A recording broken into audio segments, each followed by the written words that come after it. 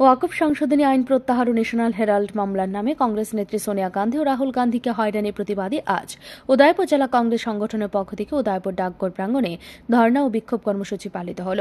বিক্ষোভস্থলে উপস্থিত হয়ে জেলা কংগ্রেস সভাপতি টিটন পাল বলেন, ওয়াকফ সংশোধনী আইন নিয়ে দেশজুড়ে সাধারণ মানুষের মধ্যে ক্ষোভ দানা বাঁধছে।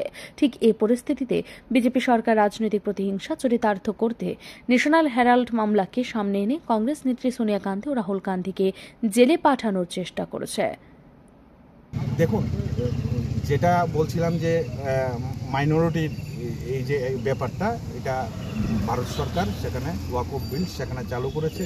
এই ওয়াকফ বিলের মধ্যে যেটা বৃত্তান্ত আমরা সেখানে দেখতে পাচ্ছি, সংখ্যালঘুদের অধিকার সেখানে সুরক্ষিত হচ্ছে না। সংখ্যালঘুদের তাদের যে ধর্মীয় প্রতিষ্ঠান, তাদের যে ওয়াকফ সম্পত্তি, সেই সম্পত্তির উপর সেখানে শাসকদল সম্পূর্ণ পরিকল্পিতভাবে প্রশাসনিক হস্তক্ষেপ করার জন্য সেখানে নীল নকশা তৈরি করছে। তার বিরুদ্ধে সেখানে কংগ্রেসের লড়াই। আর আপনারা জানেন যে সারা দেশে বিভিন্ন রাজ্যে সেখানে সেখানে নির্বাচনটাই সেখানে কংগ্রেসের কাছে মুখ্য নয়।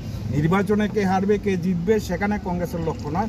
কংগ্রেসের মূল যেটা লক্ষ্য হচ্ছে, এই দেশের মানুষের অধিকার সুরক্ষিত হতে হবে, এই দেশের মানুষের কল্যাণে কাজ হতে হবে। এই দেশের মানুষের সাথে প্রতারণা সেখানে কংগ্রেস কখনো সেখানে বরদাস্ত করবে।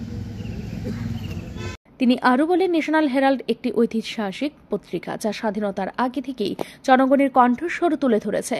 সেই পত্রিকা অফিস বাজেয়াপ্ত করে এবং শীর্ষ নেতাদের বিরুদ্ধে চার্জশিট দায়ের করে প্রতিহিংসার রাজনীতি করছে বিজেপি। এই ঘটনার বিরুদ্ধে দেশব্যাপী কংগ্রেস দল একযোগে বিক্ষোভ কর্মসূচি গ্রহণ করেছে। তারই অংশ হিসেবে উদয়পুরে আজকের এই ধর্ণা কর্মসূচি অনুষ্ঠিত হয়।